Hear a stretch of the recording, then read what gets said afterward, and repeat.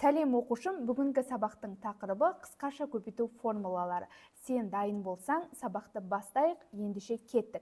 Мен қазір сіздерге мында қысқаша көбейту формулаларын түгелмен шығарып қоямын. Осы видеоны стопқа қойып, формулалардың барлығын жазып алсақ болады. Алдағы уақытта әрбір формуланы жеке-жеке мысал есептермен бірге көрсетіп, түсіндіріп беретін боламын.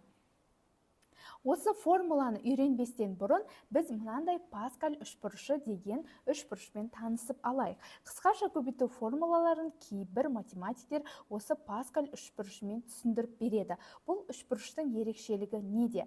Бұл үшбұрыш сол А плюс Б екі өрнектің дәрежесін білдіреді. А плюс Б екі өрнектің қосындысы немесе айырымының 0 дәрежесі бірге тең деп алынады.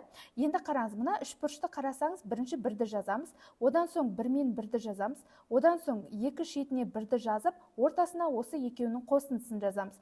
Одан соң екі шетіне бірді жазып, бір мен екіні қоссақ 3 болады, 2 мен бірді қоссақ тағы да 3 болады. Бұл үшбұрыш сонда бізде нені береді екен? Бұл үшбұрыш А плюс Б-ның дәрежелерін білдіреді. Қосынды немесе айырымының. Мысалы, мында А плюс Б-ның бір дәрежесі дегеніміз, мындағы бір және мындағы бір. Бізде нені береді? Бұл А және Б өрнектерінің алдында тұратын санның коэффициенті.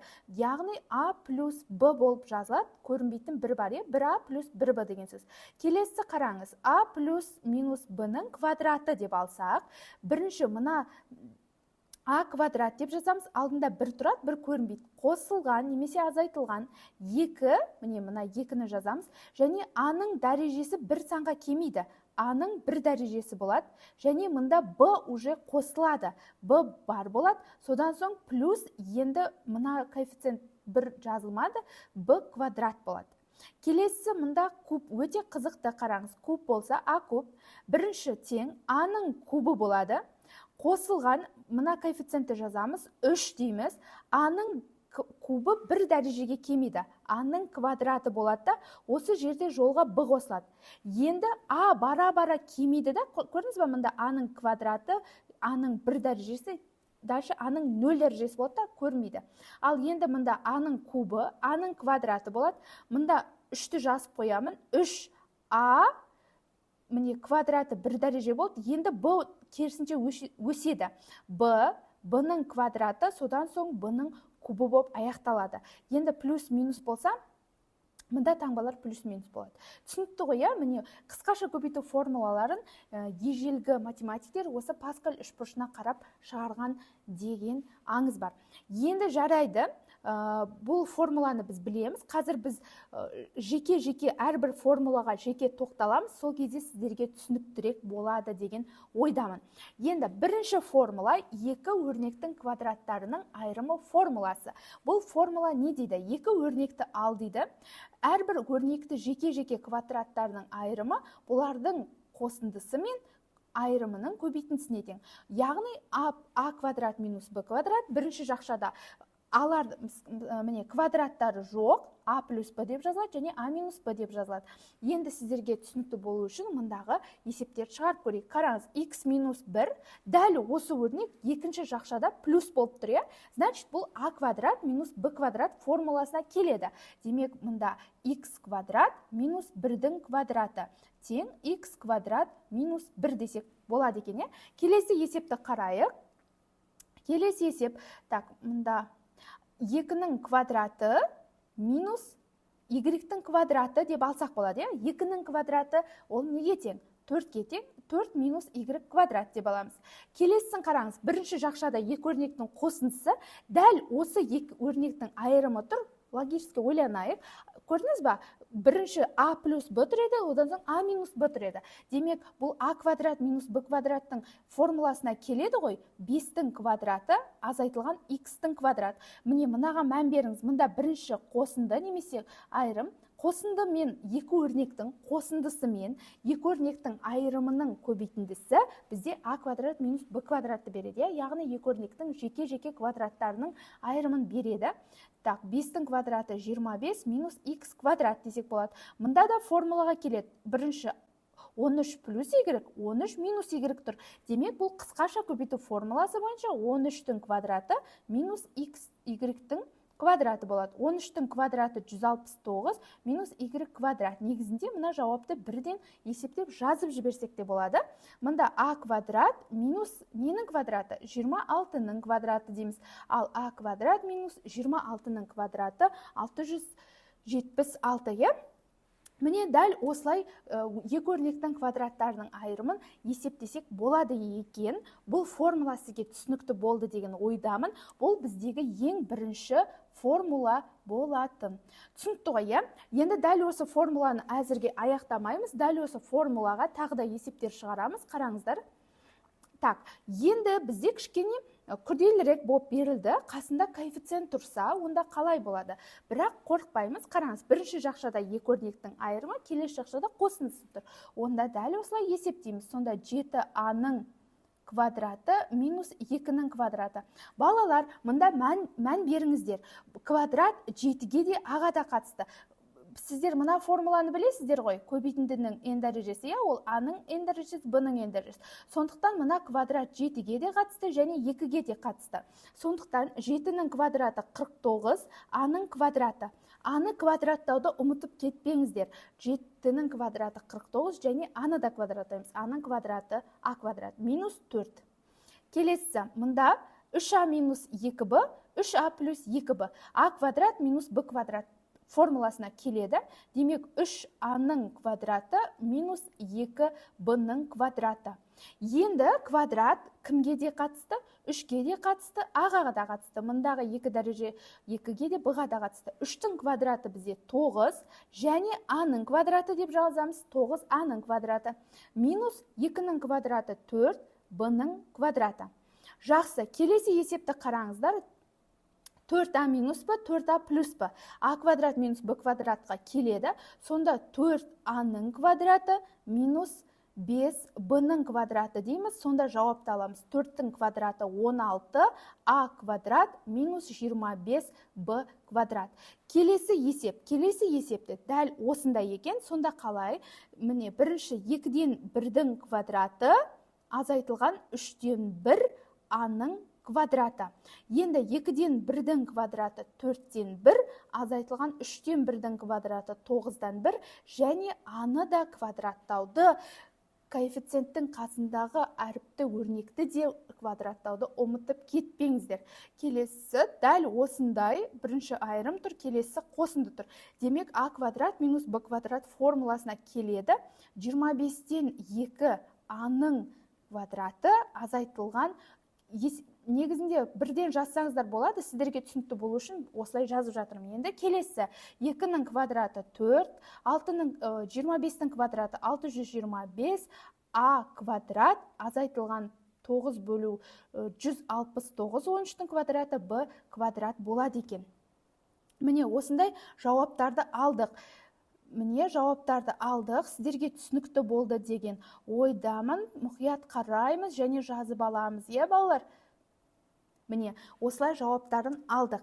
Жақсы балалар, келесі есептерді қарастырайық. Енді бізде дәл осы формулаға a квадрат минус b квадратқа берілген, бірақ екі өрнектің квадраттарының айырымы ретінде берілсе, көбейткіштерге жүктеңіз деп тұр. Мұнда көбейту амалы бар, көбейткіштерге жүктеңіз десе, қалай жүктейміз? Міне тура осы формулаға келіп тұр. a-ның орнында x квадрат тұр, b-ның орнында y квадрат тұр. Демек, x минус y, міне a мен b-ның орнына алып кеп қоямыз, және x плюс y деп жүктейміз. Ал мұндағы формулаға келсек, a квадрат минус b квадратқа келтіруге болады ма? Болады, себебі 100 дегеніміз ол 10-ның квадраты. Демек, y квадрат минус 10-ның квадраты деп алсақ, тең болады. Қалай жүктелінеді? Y минус 10, y плюс 10 деп жүктеуге болады ма? Әрине болады, Келесі есеп. Келесі 16-ны қалай аламыз? 16-ны қандай санның квадраты ретінде аламыз деген сұраққа жауап берейік. 16 ол 4-тің квадраты минус, демек, b-ның квадраты ретінде алуға болады. Сонда бұл a квадрат минус b квадрат формуласына келді ғой. a-ның орнында бізде 4 тұр. Демек, 4 минус a, немесе 4 плюс a деп бастасақ болады, 4 минус a болады, Түсінікті.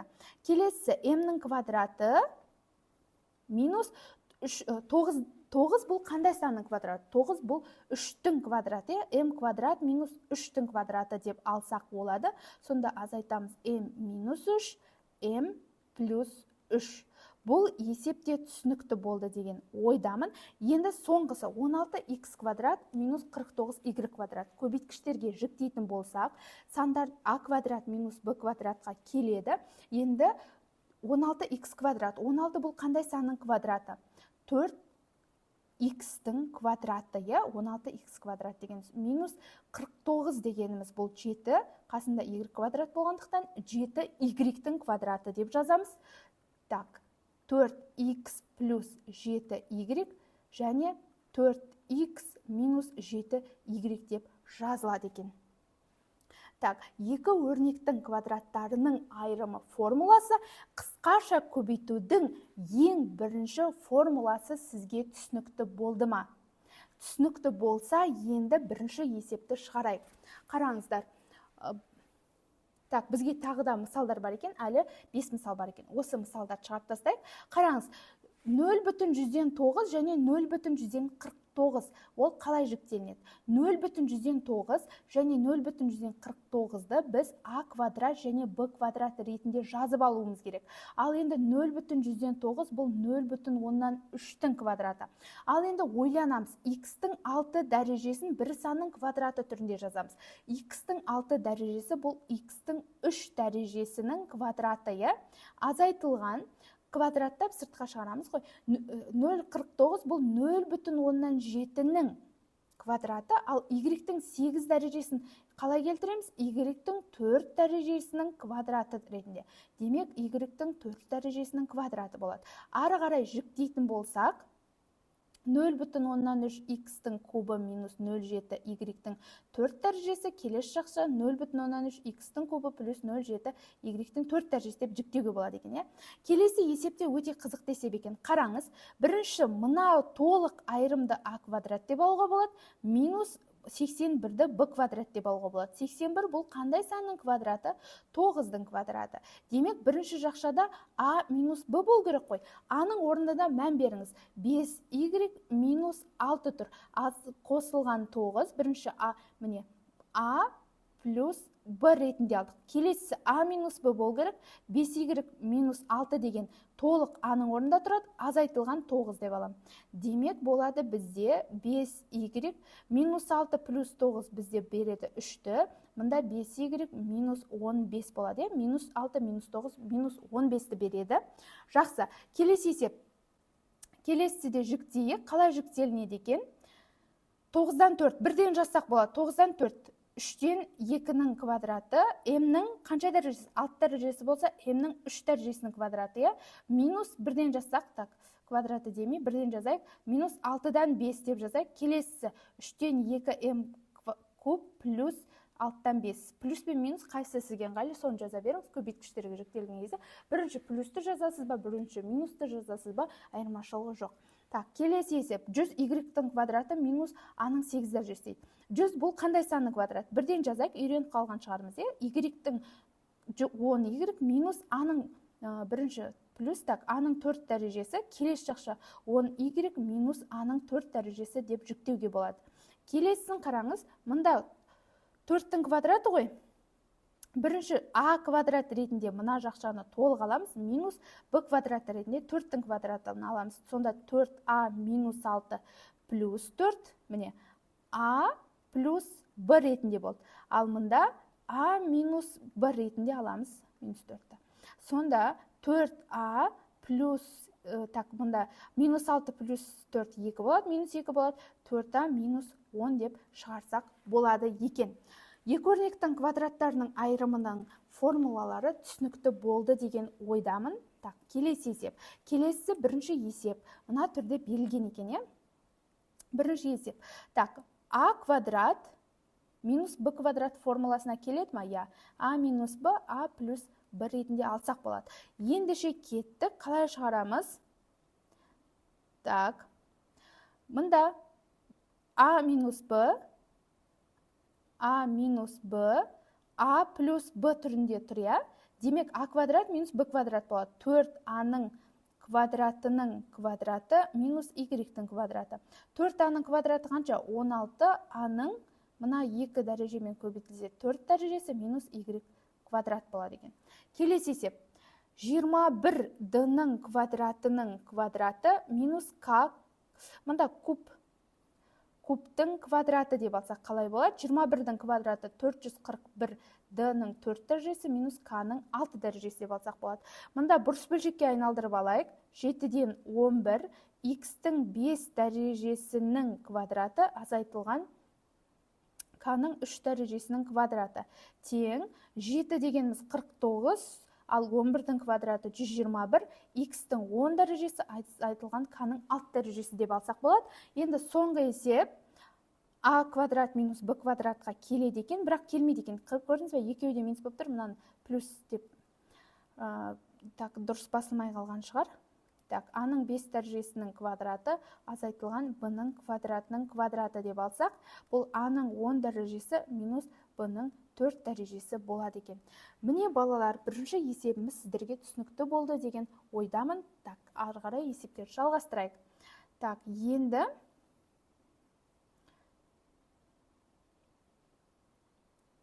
екі өрнектің қосындысы мен айырымының квадраты формуласы. Бұл формула қалай ашылады? Жаңағы Паскаль үшбұрышы бойынша ашылады, е? 1 болды, 1, 1, 1, 2, 1 ғой. Мұнда a квадрат, енді a-ның дәрежесі бара-бара өседі, кемейді, b-ның дәрежесі өседі. Мұнда плюс-минус. Түсінікті ғой, е?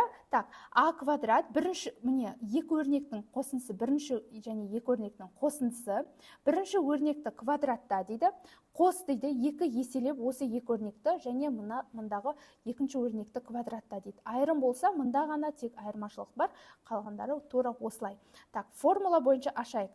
Бірінші a-ның орнында a тұр, b-ның орнында 1 тұр. Формуланы жазып алайық, қараңыз.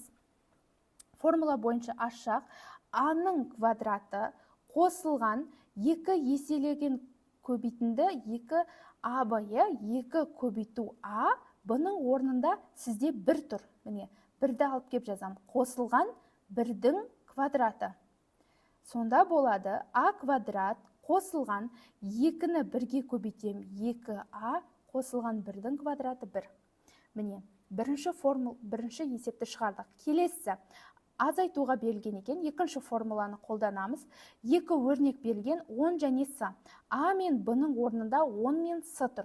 a-ның квадраты дейді. a-ның орнында бізде кім тұр? 10 тұр. Демек 10-ның квадраты дейм. Минус 2 көбейтемін. Осы екі өрнекті a-ны b-ны көбейтейді. Мұнда a-ның орнында 10 тұр. 10-ды көбейтем, b-ның орнында с тұр. с-ны көбейтем. Қос дейді, b-ны квадраттап. Екінші өрнекті с-ны квадраттап қосам. Болды, енді осы өрнектерді есептеп. 10-ның квадраты бізде 100, минус 2-ні 10-ға көбейтем, 20 қосылған с квадрат. Жақсы, келесі есеп. Айырымға берілген, демек екінші формуланы қолданамыз. Бірінші, көрдіңіз ба, a және b-ның орнында b мен 0,5 тұр. Бірінші a-ны квадратта дейді. a-ның орнында бізде b тұр. Демек, b-ны квадраттайым. Ортасына жаз дейді, 2 еселеп, яғни 2-ге көбейт, осы 2 өрнекті. 2-ге көбейтем b-ны және 0,5-ті. Ары қарай формула бойынша b-ның орнына қоямын, 0,5-тің квадраты деп. Ары қарай есептеймін, b-ның квадраты минус 2-ні 0,5-ге көбейтсем 1 жазмайды, просто b деп жазылады. Қосылған 0,5-тің квадраты 0,125. Келесі есеп. Енді бұл қосындыға берілген, яғни бірінші формула қосынды. Бірінші өрнекті квадраттайым, a-ның орнында 2x тұр. 2x-тің квадраты ортасына жазамын, осы 2 өрнекті 2-ге көбейтіп, міне, мұна 2-ні алып келем. 2 көбейту, 2x көбейту 3 қосамын. Енді мұна өрнекті квадраттайым. 3-ті квадраттайым. Енді арқарай жазам. 2x-тің квадраты 4x квадрат қосылған 2-ні 2-ге көбейтем, 4, 3-ге көбейтем, 12x қосылған 3-тің квадраты ол бізде 9. Ары қарай есептеймін. Айырымға берілген екінші формула, 2 өрнек a квадрат, a минус b-ның квадраты. Бірінші a-ны квадратта дейді. Бірінші өрнекті квадраттайым, ол бізде 5y. Бірінші 5y-ті квадраттайым. азайтамын, ортасына жазамын, 2-ге көбейтіп, осы 2 өрнекті, біреуі 5y, екіншісі көбейтемін 4x-ті. Қосамын, оған b-ні квадраттап қос дейді. Формула бойынша b-ның орнында 4x тұр. 4x-ті квадраттап қосамын. Тең болады 5x-тің квадраты 25y квадрат, 5y-тің квадраты, минус алдында коэффициенттерін көбейтем, 2-ні 5-ке көбейтем, 10, 10-ды 4-ке көбейтем, 40. 40xy қосылған 4x-тің квадраты 16x квадрат. Мінекей балалар, бұл есепте осылай шықты. Әр қайсысының жауабы келесідей болады екен, е? Мінекей. Яғни екі өрнектің квадратын тағы да бір рет есімізге түсірейік. Бірінші не жасайды екенбіз? Бірінші өрнекті квадраттаймыз. Ортаға 2 еселеп, ол 2 санды көбейтеміз, қосамыз келесі өрнектің квадратын. Бұл есептер де сіздерге түсінікті болды деген ойдамын. Келесі есепімізді қарастырып көрейік. Бұл біздегі екінші формула, қысқаша көбейтудегі. Дәл осы формулаларға берілген есептердің жалғасы, екі өрнектің қосындысы мен айырымның квадратына берілген есептердің жалғасын шығарайық. Так, сіздерге түсінікті болу үшін мен әрқайсына жеке-жеке 10 мысалдан көрсетіп жатырмын. Қараңыз, а плюс b-ның квадраты десе, бірінші өрнекті квадраттайым. Өзі бар жоғы бұл формулаға қатысып тұрған 2-ақ өрнек. 2 шетіне олардың квадратын жазам да, ортасына 2-ге көбейтілген екеуін жазам. Так, біріншісі 5a-ның квадраты. Ерінбей мен мына жақта формула бойынша ашамын, бірден есептеп жазсам да болатын еді. Қосылған 2-ге көбейтемін осы 2 өрнекті. 2-ге көбейтейді а мен b-ны. Көрдіңіз бе? А мен b-ны көбейтейді. А-ның орнында сізде 5a тұр, b-ның орнында 5-тен 1 бұтыр.